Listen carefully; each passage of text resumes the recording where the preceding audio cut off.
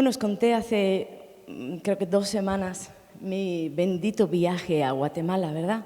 Que lo que parecía una pesadilla de terror, pues Dios convirtió todo aquello, todo aquel mal tiempo en una tremenda victoria en mi vida, ¿verdad?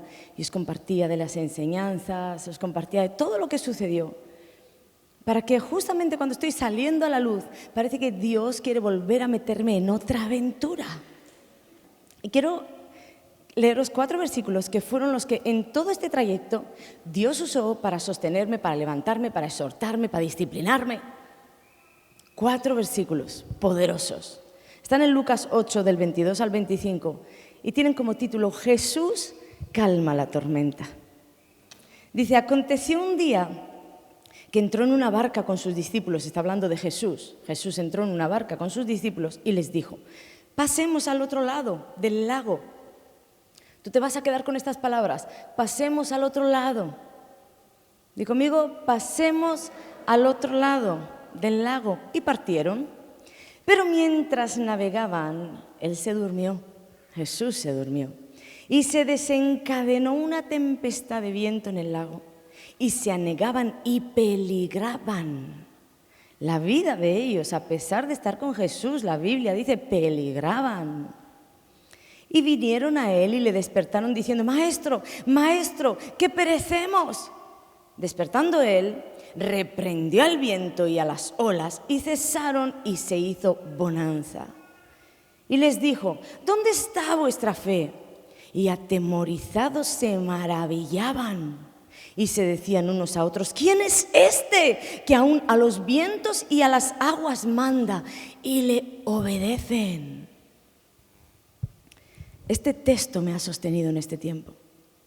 El miércoles pasado, como muchos ya sabéis, mi hermana se ponía en contacto conmigo para darme una terrible noticia, pues mi padre se estaba muriendo. El mensaje fue, ora, Aita está mal, muy mal. Y yo no me lo podía creer, encima fue un mensaje de texto, no podía contactar con ella. Claro, después me enteré que mi padre estaba siendo reanimado en el suelo, llevaba un montón de tiempo inconsciente, no lo podían reanimar y después de 30 minutos pues la ambulancia se lo llevó y se lo llevaron muy grave, en estado crítico. Y después al tiempo vinieron los doctores y le dijeron a mi madre que mi padre estaba tan mal, le había dado un infarto cerebral, le había dado un paro cardiorrespiratorio y una serie de cosas que se desencadenaron en el transcurso desde que sucedió hasta que llegó al hospital, que dejaron la vida de mi padre en coma. Entonces mi padre entró en un coma en el que le tuvieron que poner respiración asistida porque él ya no podía respirar por él mismo.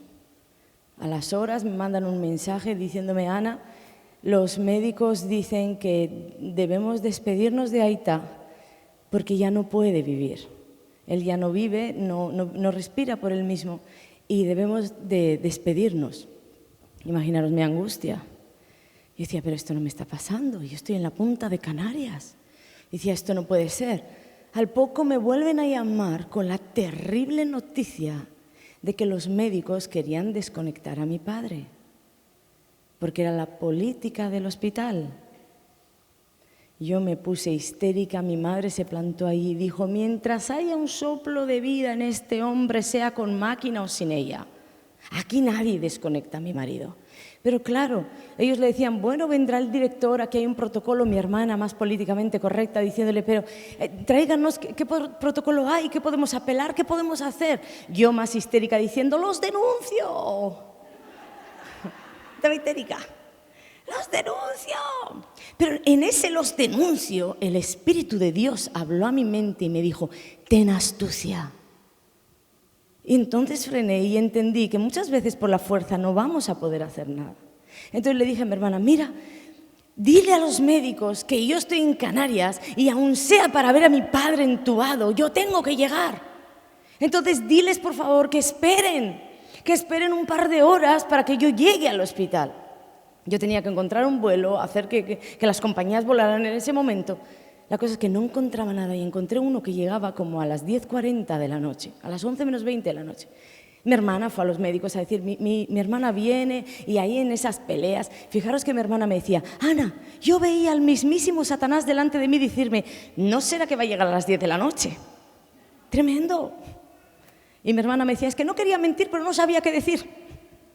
Y mira, calmémonos, Dios está detrás de todo esto. Yo estaba más histérica que ellas, pero decía, Dios me ha dicho que sea estratega, que sea astuta. ¿Qué hago?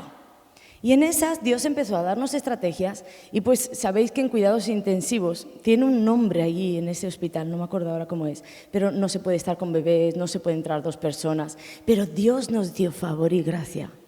Y entonces, entre que mi hermana peleaba con los médicos para que dejaran a mi padre entubado hasta que yo llegara, y entre toda esta pelea, Dios nos dio estrategias y mi madre y mi hermana, junto con mi sobrinito de meses encima, que es prohibido entrar, Dios les abrió una puerta para poder entrar. Y estábamos allí, yo en el teléfono como punto de contacto, mi madre y mi hermana, mi sobrinito y mi padre. Y yo les dije, pon la mano aquí, pon la mano en la cabeza, en la barriga, pongamos las manos, espíritu de resurrección para este hombre. Y nosotras teníamos bien claro que queríamos la voluntad de Dios, porque las cosas no funcionan cuando tú vas en tus fuerzas. Solamente funcionan cuando tú te sujetas a lo que Dios quiere. Entonces nosotros le dijimos al Señor, creemos que te lo quieres llevar, pero sabemos que hay en la palabra casos en los que te han pedido, añádele vida. Y esta fue nuestra oración. Yo me acordaba de esa historia, entonces yo le decía a Dios, si dentro de tu perfecta voluntad entra añadirle vida, te ruego cambies el decreto. Pusimos simbólicamente las manos, ellas las pusieron de verdad y ya. Me fui a buscar un vuelo corriendo para llegar allí. El tiempo para mí era oro, ¿verdad? Bueno, pues resulta que llegamos al aeropuerto, viajábamos toda la familia, no sabíamos lo que iba a pasar.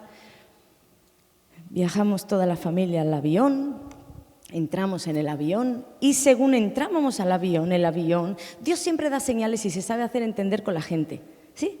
Entonces el avión hace así como si las luces se apagaran, ¿sabes? Y me dice el Espíritu Santo, fallo eléctrico.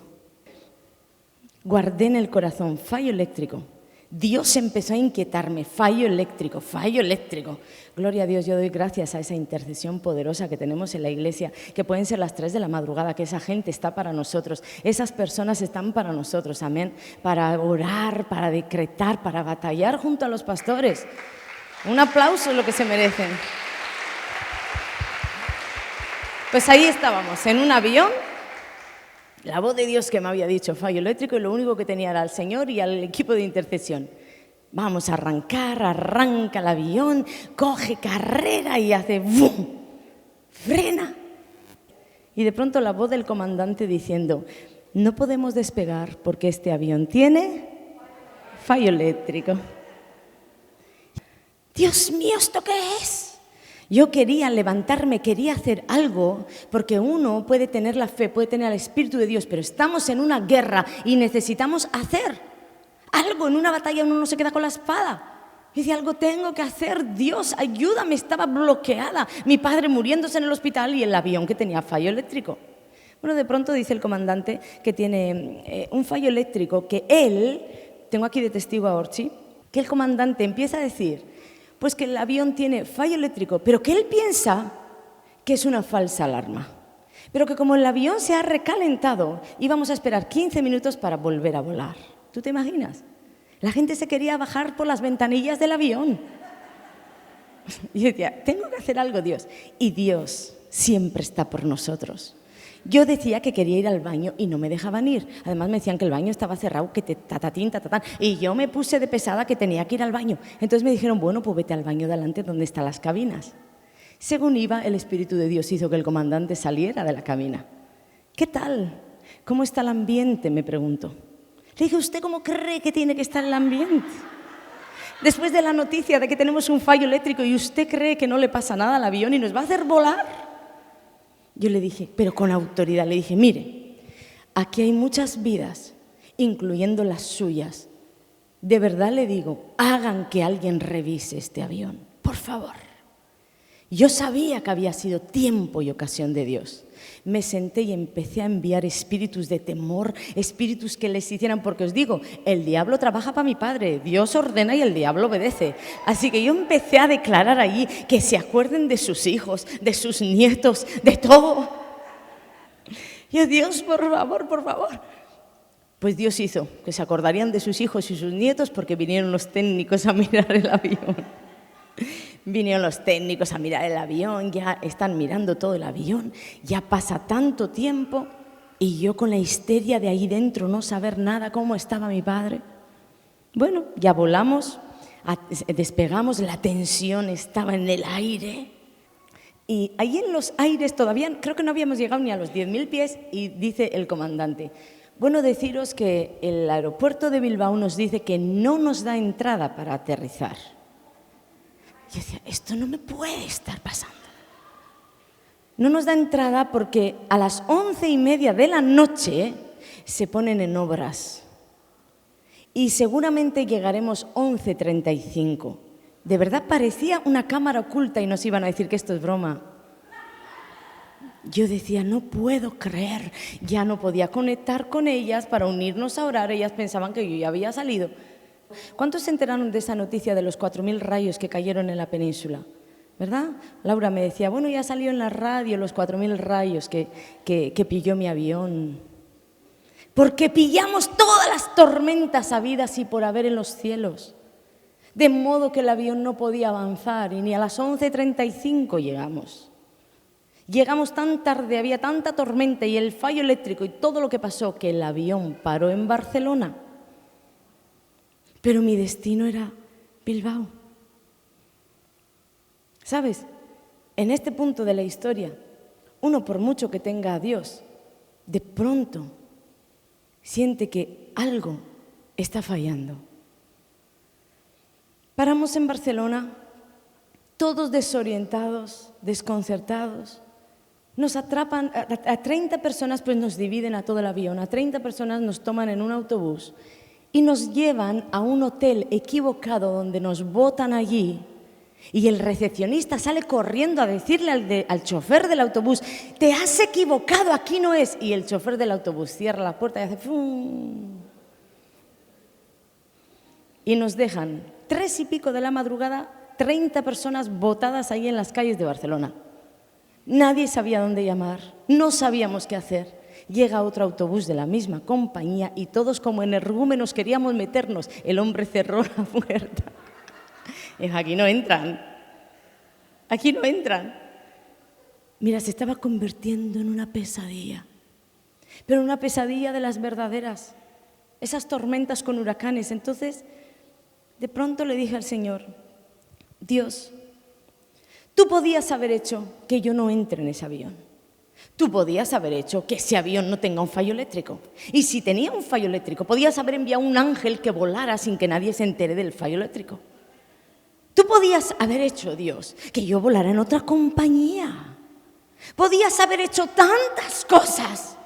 Y estoy aquí, botada en Barcelona, y mi padre muriéndose en Bilbao.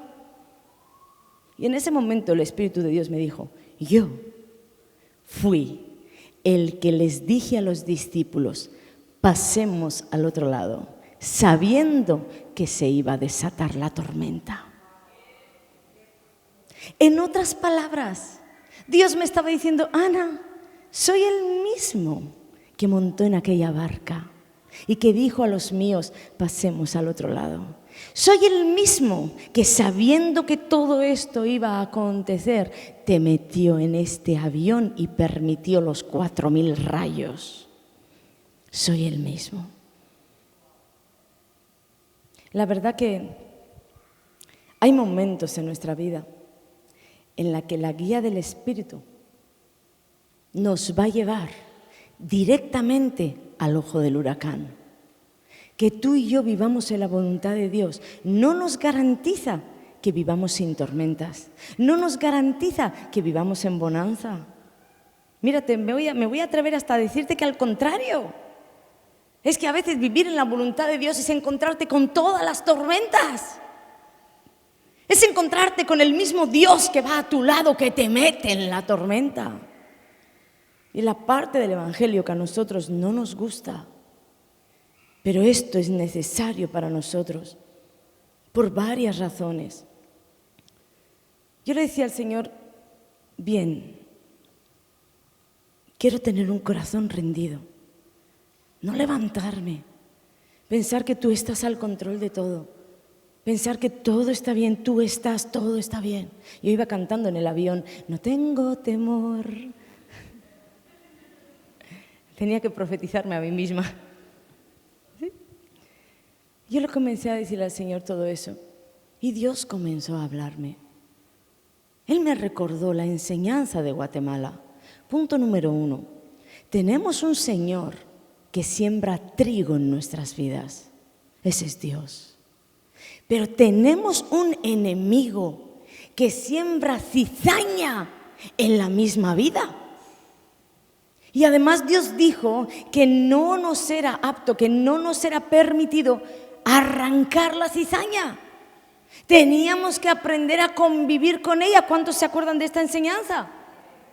Pues Satanás, las obras de Satanás no han cesado. Él sigue en la tierra intentando arruinar los planes de Dios para tu vida, intentando desviar tus destinos. ¿Sabes? Pasemos al otro lado. Fue la dirección que el Hijo de Dios dio. Y ahí, en medio de la perfecta voluntad, porque la voluntad de Dios era, de esta orilla vamos a pasar a esta otra. Pasemos al otro lado. Y en medio de ese camino se desató la tormenta. El diablo siempre estará para intentar desviarte de los planos de Dios y por lo menos intentar que no lo consigas, porque Él no ha parado. Pero hay dos cosas que tú debes recordar, que Dios nos las ha enseñado, nos las ha ministrado y a veces en momentos de confusión uno olvida. La primera cosa, cuando arrecia la tormenta, uno no debe de perder de vista la palabra de Dios. Tú debes de meditarla, declararla, hablarla, escribirla. Si tienes una palabra específica para la situación, si tienes una promesa dada y si no la tienes, la buscas en la palabra. Pero tú tienes que tener eso como estandarte en tu vida. Yo estoy segura que aquellos discípulos, aunque en el momento no tenían la revelación, esos discípulos no tenían la revelación en ese momento, pero lo único que ellos tenían era que Jesús iba con ellos en la barca y que tenían una palabra: pasemos al otro lado. Si ellos llegan a tener esa revelación, hubieran dicho: esta palabra es más poderosa que cualquier tormenta. El Hijo de Dios ha dicho: pasemos al otro lado. Al otro lado es que yo voy a llegar. Porque eso es lo que hacen las promesas. Cuando no las perdemos de vista, las palabras, los decretos, cuando no los perdemos de vista, hacen que tus ojos se pongan en la meta y tu corazón quede en reposo. Por eso es importante que no perdamos y que en cualquier situación en la que estemos enfrentando, busquemos la palabra. Si estás enfrentando ruina, busca la palabra donde está la promesa. Si estás enfrentando enfermedad, busca el rostro de Dios para que te dé una palabra específica para tu sanidad. Pero todo cristiano debe de caminar con una palabra, con un rema que pueda hacer frente al infierno cuando el infierno se levante. Amén. Y lo segundo que me recordó era lo vulnerables que somos en los tiempos de tormenta. Lo vulnerables que nos hacemos. Cuando yo estaba en ese avión y escuché que el avión tenía un fallo eléctrico y que aún así íbamos a volar, ¿sabéis lo que quería apoderarse de mi corazón? El temor. Un profundo temor quería apoderarse de mi corazón. Y a pesar de que yo tenía una palabra, porque el Espíritu Santo, cuando anduvimos en todos los triquimanejes anteriores, de una me dijo: vete a Bermeo, yo te quiero en Bermeo, vete a Bermeo. Fue una orden de Dios.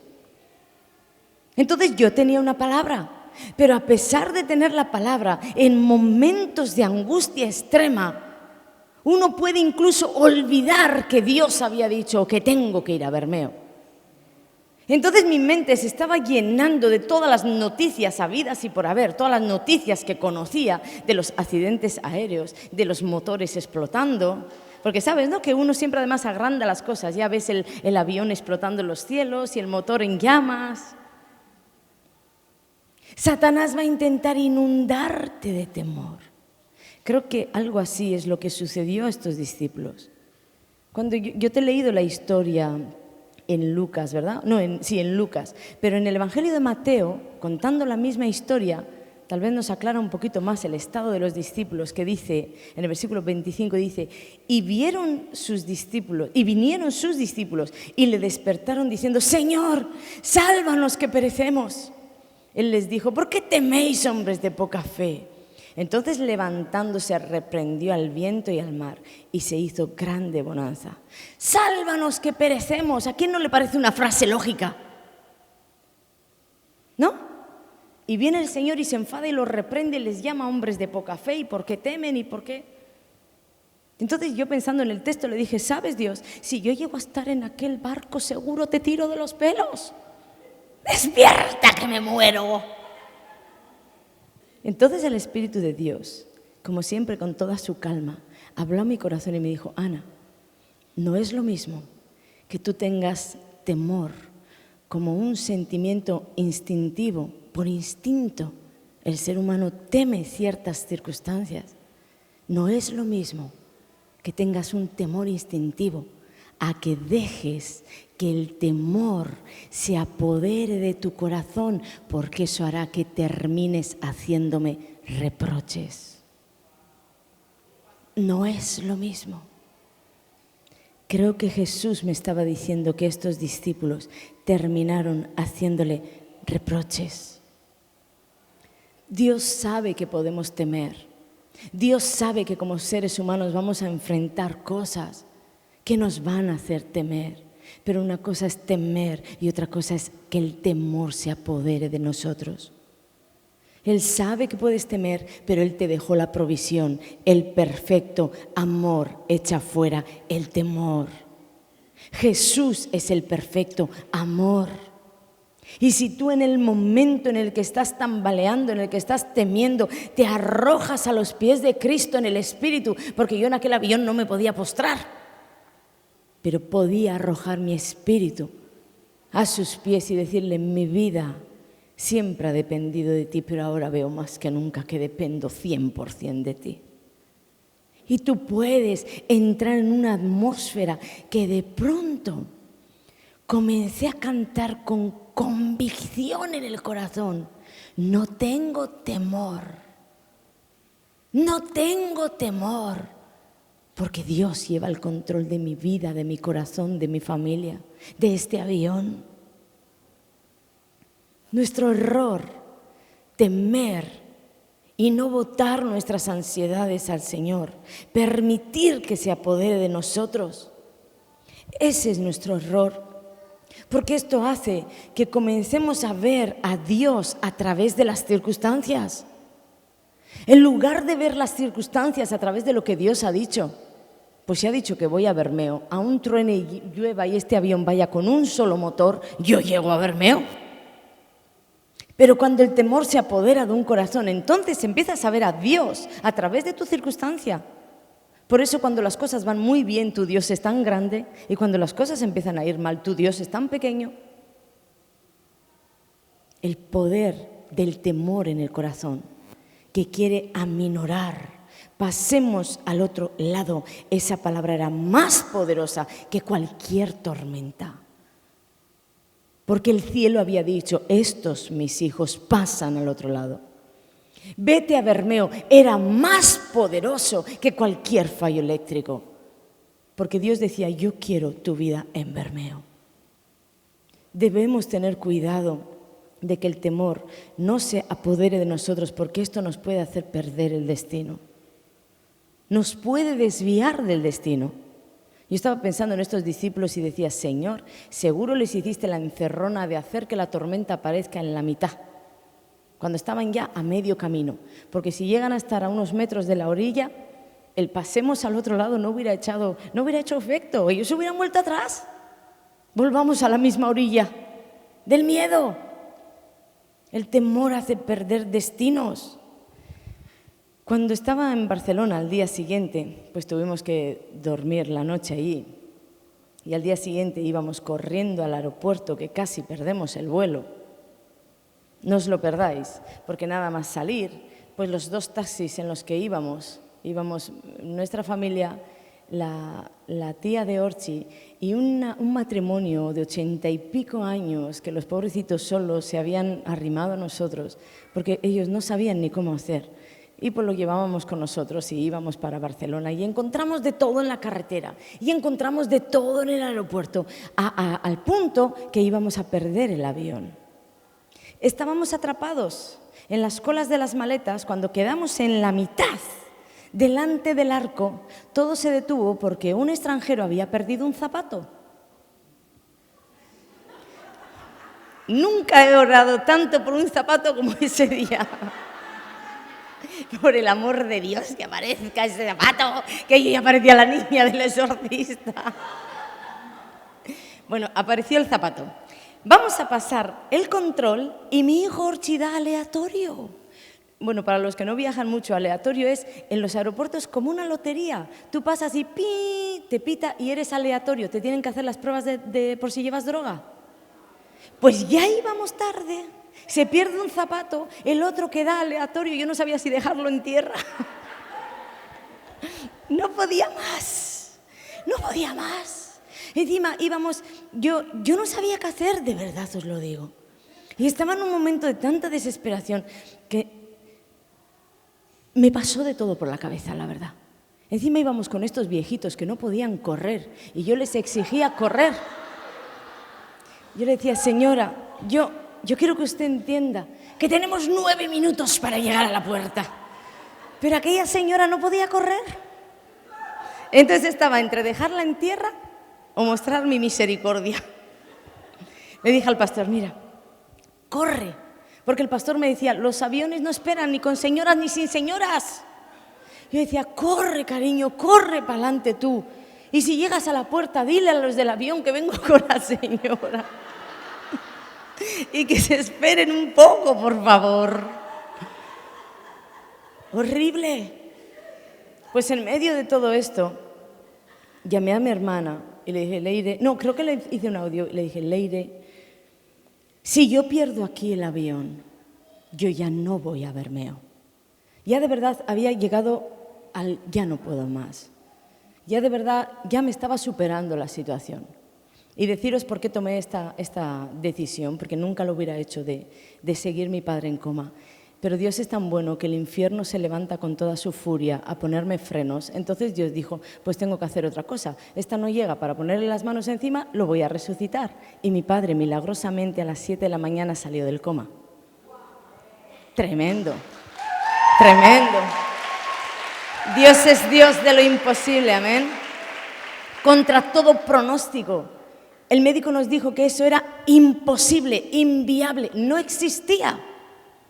Por el historial de mi padre, por los microinfartos que le han dado, por el infarto cerebral, por el paro cardiorrespiratorio que le había dado, porque ya estaba en coma con respiración asistida. Mi padre no podía vivir. Y mi madre, con su fe, declarándole al médico que tenemos un Dios que vive, el médico en última instancia le dijo, señora, aún en el remoto caso de que su marido saldría de este coma, con el infarto cerebral que le ha dado, su marido quedaría vegetal. O mucho peor. A las 7 de la mañana, 7 y algo, mi padre estaba abriendo los ojos y mi hermana le decía a los médicos, mi padre vive y está vivo. Y ¿sabes? Una enfermera le decía, sé que esto no te va a gustar oír, pero esos son movimientos involuntarios del cuerpo. Tremendo lo que vivimos. Pero mi hermana, otra guerrera, peleó su bendición. Ella me escribía y me decía, el día que Aita muera, no va a morir así como un perro. Va a morir con la muerte de un santo. Y Dios escuchó su clamor. Porque mi padre salió del coma y está perfectamente a las horas de ahora y está tranquilo en su cama en mi casa. Después de una semana Dios lo levantó, lo resucitó. No quedaron secuelas y está en su casa. Tenemos un Dios de lo imposible, amén. Dale la gloria, dale el honor. Él es bueno y para siempre su misericordia, de verdad. Pero entonces, claro, pues mi hermana me da la buena noticia de Aita estaba todavía muy grave, pero por lo menos había abierto los ojos, no podía hablar, nada, pero había abierto los ojos y esto era motivo para que los médicos no pensaran ya en desconectarlo ni nada, y mi padre vivía. Entonces yo ya estaba al borde y sabes cuando las noticias te llegan así, todavía como que me dejó más plof, ya no podía más. Le dije, Leire, si yo pierdo este avión, yo me marcho para Canarias, yo ya no puedo más, porque yo decía, a ver qué me va a pasar en el trayecto de Barcelona a Bilbao, lo mismo aparezco en Japón y de allí me es más difícil volver. Y decía, ¿qué va? Ya me doy por vencida y me voy. Entonces mi hermana, de verdad que el poderoso gigante en medio de ella la levantó y me dijo, te voy a decir algo, Ana. Dios te ha dicho Bermeo y tu destino es Bermeo, no Tenerife. ¡Chá! Me despertó de una. Dije, ¿verdad? Porque cambian las circunstancias y parece que ha cambiado la voz de Dios. No, Dios está donde estaba y ha dicho lo que ha dicho. Eso tenemos que tenerlo muy claro. Así que la cosa es que al fin cogía ese bendito avión para mi tierra después de tanta oposición. Y yo le decía al Señor, mira Dios, yo no entiendo nada. Yo no entiendo qué tanto problema, qué tanta guerra, qué tanta oposición. Y además tú ya hiciste el milagro. ¿Qué está pasando? Entonces yo pensé, pues a lo mejor Dios me está trayendo las lecciones prácticas de lo de Guatemala, ¿verdad? Que yo os contaba tan contenta aquí todas las cosas que Dios me había enseñado, ¿no? Y decía, estos son los espinos, benditos espinos, los cardos, me echaste de todo, Señor. Aquí estoy entre zarzas ahogándome. ¿Verdad que uno se pone dramático con Dios, verdad? Que me muero, Dios. Pero entonces escuché la voz del Señor que me decía, no, hay algo más grande que yo quiero producir en ti. Y en ese momento el Espíritu Santo me recordó algo que me pasó en Guatemala cuando su presencia vino sobre mí. Él me susurró, tú me vas a conocer. Tú me vas a conocer. Todo esto era parte de ese proceso. Conocer a Dios. Porque ¿sabes el mejor lugar donde uno o donde Dios se da a conocer? El mejor lugar son las tormentas. Dios se da a conocer, se revela en medio de las tormentas. Y si tú quieres avanzar en Dios, entonces tienes que saber que las tormentas son necesarias. Porque la vida siempre va en todas las áreas en aumento y en tu mañana, escúchame, en tu mañana tú enfrentarás cosas muchísimo mayores de las que estás enfrentando hoy. Por eso necesitamos una revelación mayor de la que tenemos en Jesús. Me vas a conocer. Implica que Dios se va a acercar.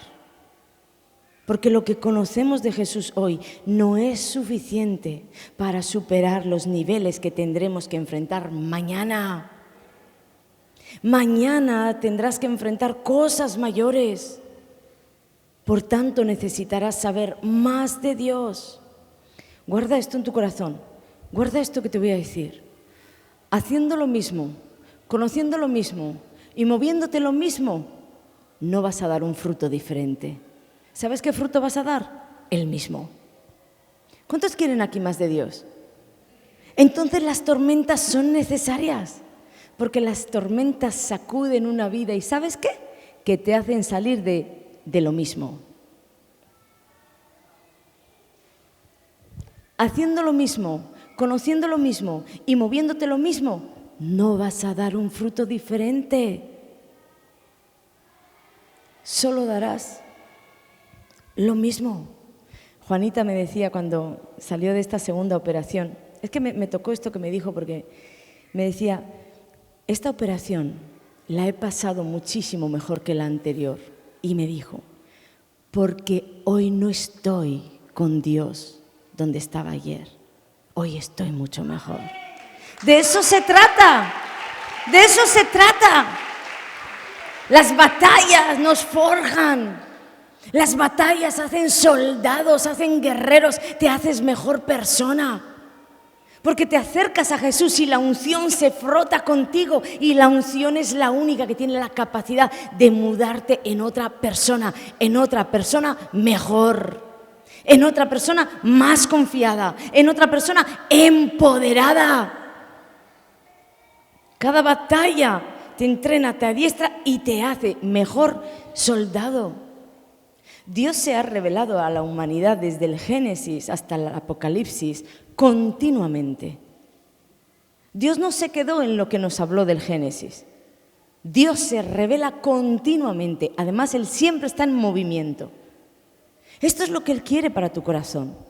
Él quiere que tú vivas encuentros con Dios continuamente. Que Dios se revele a tu corazón continuamente. Tú no conoces lo mismo de Jesús hoy que lo que conociste ayer. ¿Cuántos dicen amén a esto? No conoces lo mismo de Jesús hoy de lo que conociste el día que te entregaste a Él. Pero es que hoy no conoces lo suficiente de Jesús para lo que vivirás mañana. Necesitas conocerlo más. Sácale partido a tus tormentas. Sácale partido. No gastes todas tus fuerzas en hacer que esas tormentas se aplaquen, se calmen. No gastes todas tus fuerzas en querer salirte de la tormenta, salirte de la barca. En el único lugar donde esos discípulos estaban seguros era en esa barca, donde iba el Hijo de Dios. ¿A dónde nos escapamos en la tormenta? ¿A dónde? Si en el único lugar que puedes estar seguro es en la barca que está Jesús. Y fue Él el que te metió en la tormenta. Entonces sácale partido a tu tormenta. En medio de esa tormenta están tus perlas. Está la revelación del Padre. Está el rostro del Hijo. En medio de esas tormentas está el conocer a tu Dios.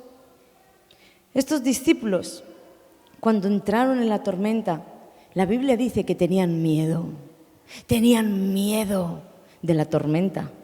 Pero en medio de la tormenta, cuando el Hijo de Dios se reveló como aquel que tenía dominio sobre la braveza del mar, entonces tenían miedo. Pero resulta que el temor a la tormenta se fue para dar lugar a un temor reverente a Dios. ¿Quién es este que aun los vientos, los mares le obedecen? ¿Quién es este? En medio de la tormenta, ellos pudieron conocerle mejor. Voy a pedir los músicos vengan. Encuéntrate con Dios en medio de lo que estés viviendo.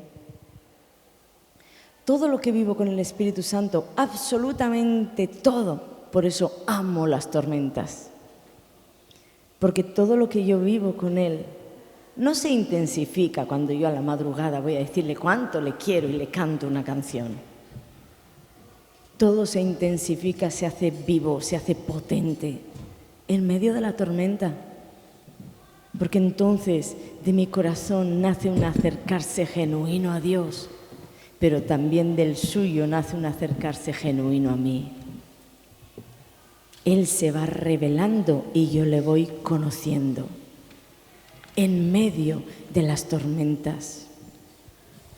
Jesús calma la tempestad.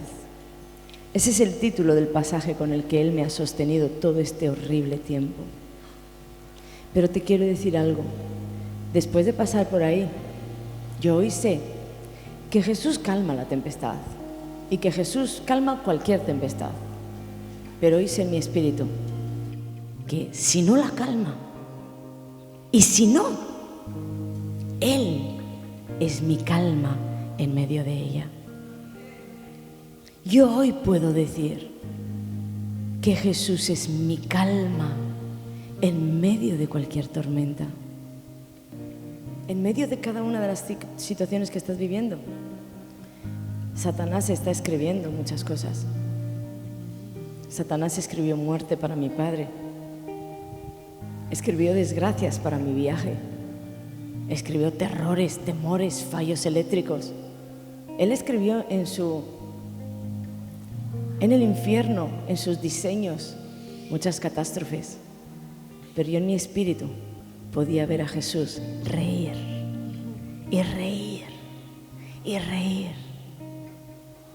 Porque cuando yo llegué a mi tierra, la muerte se convirtió en vida. Donde Satanás escribe muerte, Dios escribe vida. Donde Satanás escribe desgracia, Dios escribe gloria. ¿Sabes lo único que tienes que hacer? Mantenerte en esa barca. Mantenerte en esa barca.